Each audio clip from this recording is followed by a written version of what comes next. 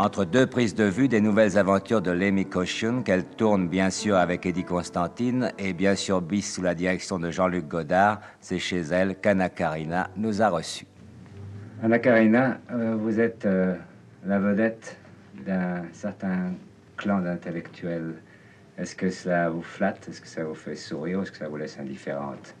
Moi, c'est toujours bien de plaire à quelqu'un, que ce soit des intellectuels, vous savez, ou des... Enfin, je vois pas la différence. Pour moi, ça m'est égal. Oui, ça me laisse indifférent. Vous vous considérez comme une intellectuelle vous-même? Oh non, alors pas du tout. Là, je me marre. Est-ce que vous lisez beaucoup?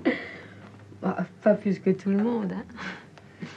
Quand vous lisez, qu'est-ce que vous lisez? Vous choisissez vos lectures, on vous les conseille ou c'est par hasard? C'est par hasard. Des classiques, Balzac, ou des romans anglais, des trucs comme ça.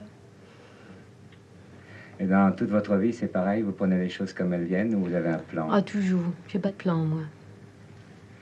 Le luxe, c'est important? Non,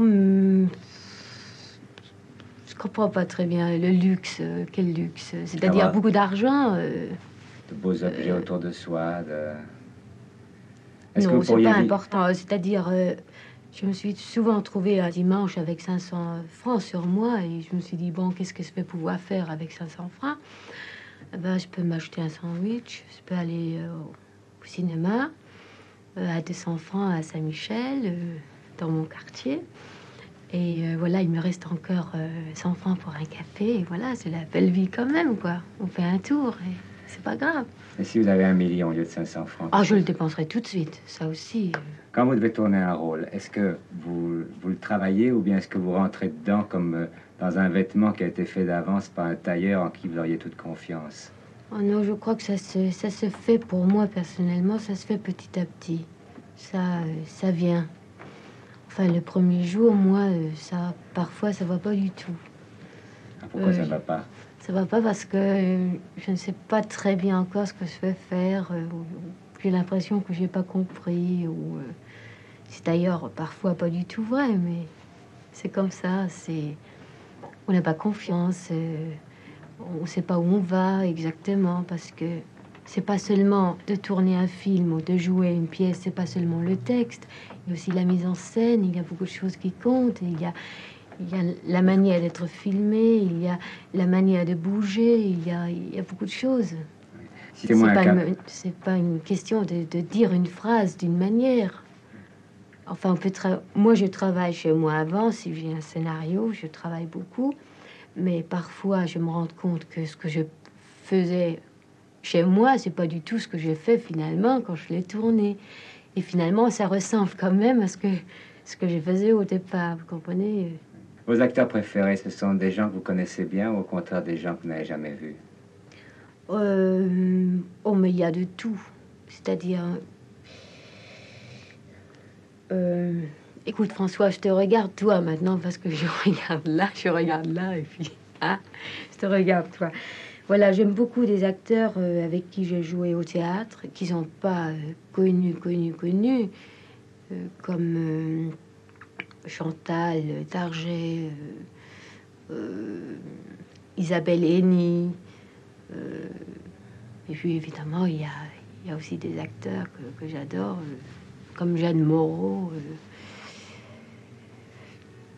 Shirley MacLaine. Enfin, c'est difficile à trouver comme ça sur le... Vous avez le trac, vous? Moi j'ai toujours le trac aussi, et puis ça vient, tout à coup ça disparaît. Enfin, ça chauffe. Et un acteur comme Orson Welles, vous l'aimez bien aussi? Oh, mais c'est un grand metteur en scène, surtout. Oui. Oui, je ne peux pas dire que je le connais très, très bien. Je l'ai vu 2 fois.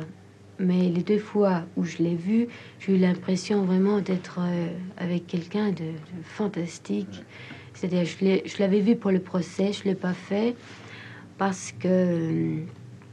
D'abord, j'ai tourné Vivre sa vie. Ensuite, on avait besoin d'une coproduction avec les Allemands. Je ne veux pas dire ça, mais moi, j'ai failli le faire, le procès. Et il m'a parlé, il a été très gentil. Ensuite, j'ai fait un voyage à Madrid. Et il tourne un film actuellement là-bas. Et il a téléphoné à mon hôtel quand il a su que j'étais là-bas. Il a téléphoné, il a dit... c'est-à-dire, je l'avais vu il y a 2 ans, pendant Vivre sa vie. Il m'a renvoyé une voiture et je suis allée le voir. Et moi, je m'attendais à qu'il me disait bonjour Anna, comme ça, vous allez bien, mettez-vous là-bas, etc. Comme ça, pas du tout. Il a dit bonjour la petite Karina, il m'a embrassé. J'ai presque tourné le plan avec lui. Je vous jure que c'est vrai. C'est pas un monsieur qui vous a dit... C'est presque moi qui étais moteur. Il y avait 500 figurants, c'était fantastique.